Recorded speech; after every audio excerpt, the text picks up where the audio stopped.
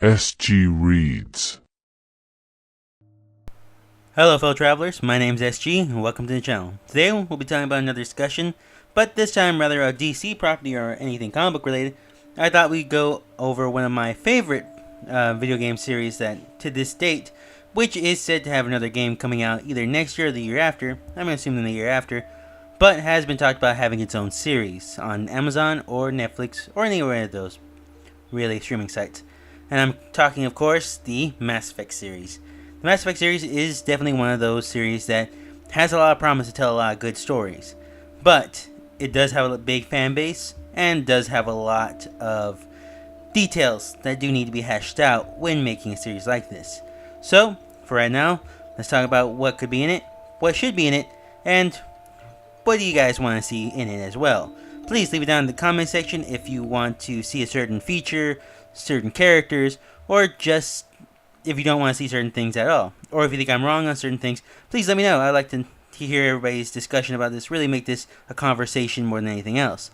So if you like this content, please leave a like, comment, subscribe down below. Please, it helps me out. And let me know if there's any other topics that you would like me to cover. More DC movies, Marvel movies, or anything along those lines. But for right now, this is my opinion, and let's get started, shall we? Alright, first things first, which is something I really don't think people expect to see in the opening of a series like Mass Effect, but is definitely hinted at in the games, hasn't really been played through, and I'm talking about the First Contact War. The First Contact War was Earth's first contact with alien beings, and that being the Turians.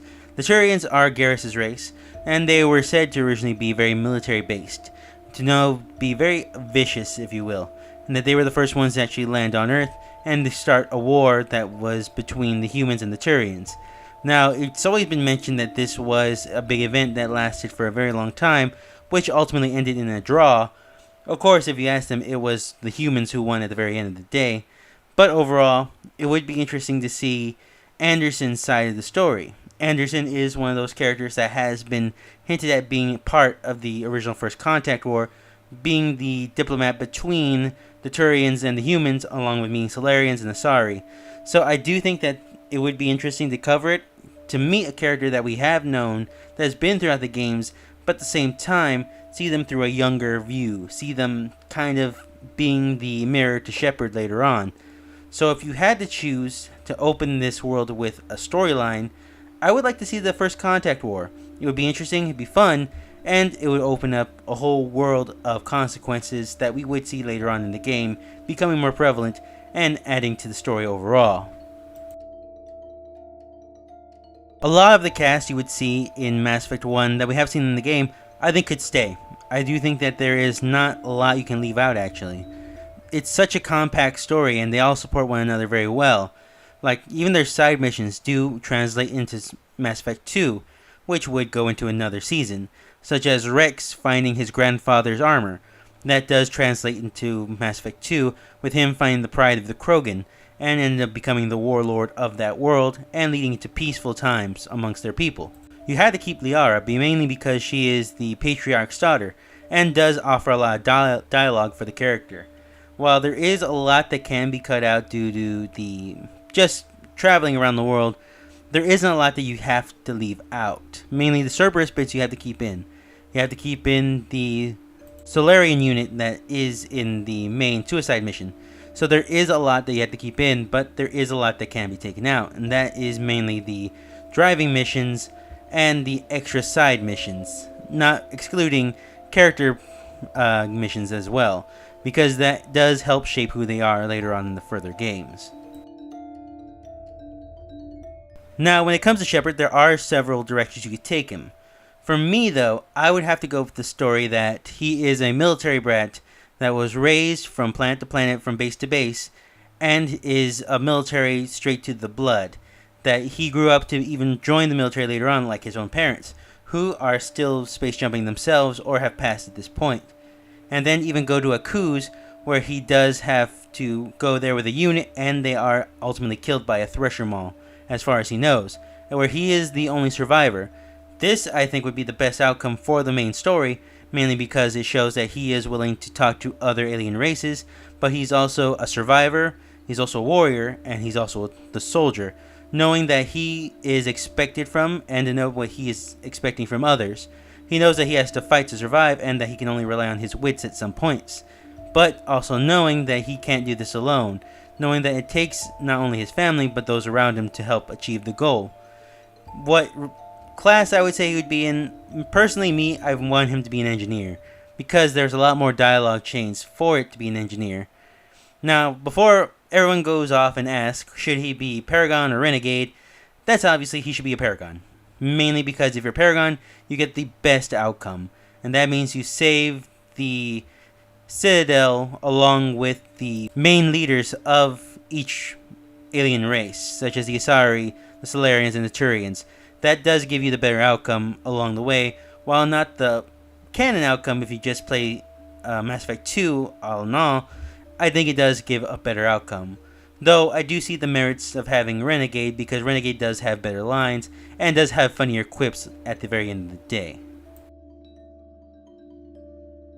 Another thing I could see being a big thing amongst the fandom to debate about is the romance option. Now, those of you who know, you get to choose the partner you have for Shepard. At the very end of the day, there has been one character that the developers have admitted is the canon one and is present throughout every game and has a bigger storyline even in DLC, and that being Liara. While it makes sense, I think it does work, and that ultimately that's where the series is going to lie. Mainly because no matter which protagonist you go with, whether it be a male Shepard or a female Shepard, Liara is always the one that is the main love interest in that scenario. Though, personally I'm a Tali main, but that's just how it goes. So, for the most part, we can pretty much guarantee that it's going to be Liara at the very end of the day. Seth Green has to play Joker. I think that's just unanimous decision on this matter. You can have whoever plays Shepard.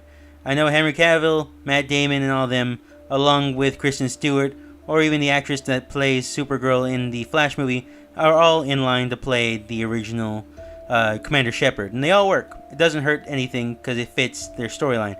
But you can't have Joker be played by anybody else but Seth Green. He fits it.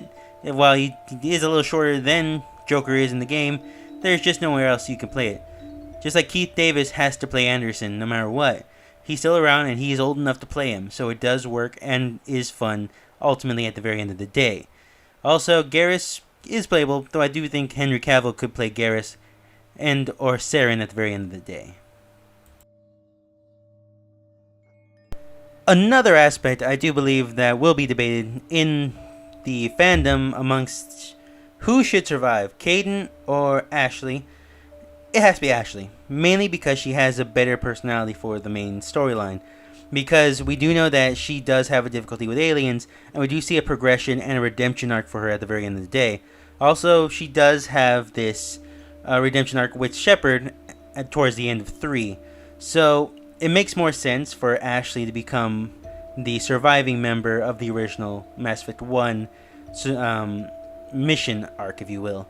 So, if I had to say, because of the main story, it has to be Ashley at the very end of the day.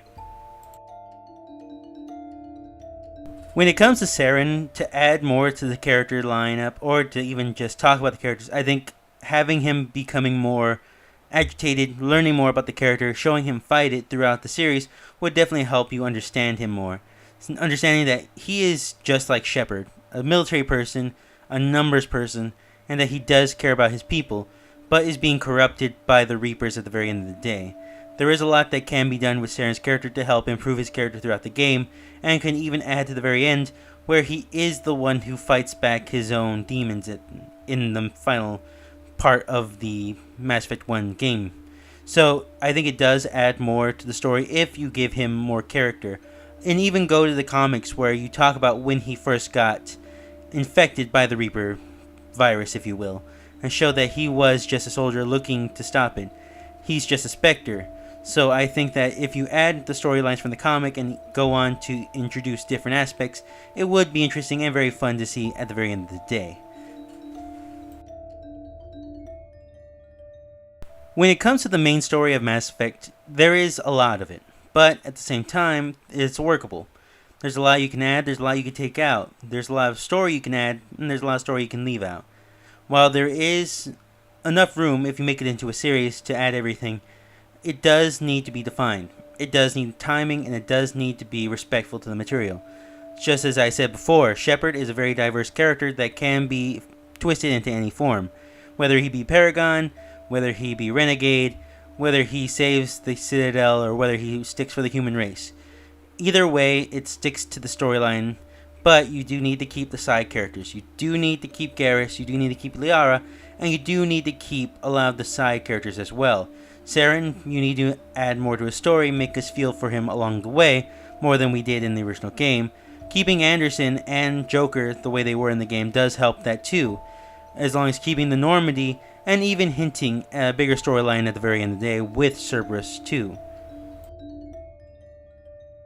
Before we head off, do I think there needs to be an end credit scene where we see Miranda and the elusive man talking about Shepard's success? And the answer is yes, because it would match with the Mass Effect 2 opening sequence and give a hint to what the major storyline is next time, and even shows the Reapers slowly approaching our version of the Milky Way. So, I do think that there does need to be an end credit scene with Miranda and the elusive man making a quick appearance. Maybe not showing their actors, but at least showing them talking about Shepard and his achievements in this first season. Well, I hope you guys enjoyed this video. I know I do love the video game series. If you guys have an opinion about what Shepard's main personality should be in the game, or if you want to see something that may or may not be popular or as expected from the original game series, because I do think there's a lot, please let me know down in the comment sections. I would really like this to be a discussion, that we talk about it, that the fans do have an input overall. I can't wait to see what they do and who they get to play Shepard, but I think overall it will be interesting and fun along the way. Thanks again for watching. I hope you guys enjoyed it.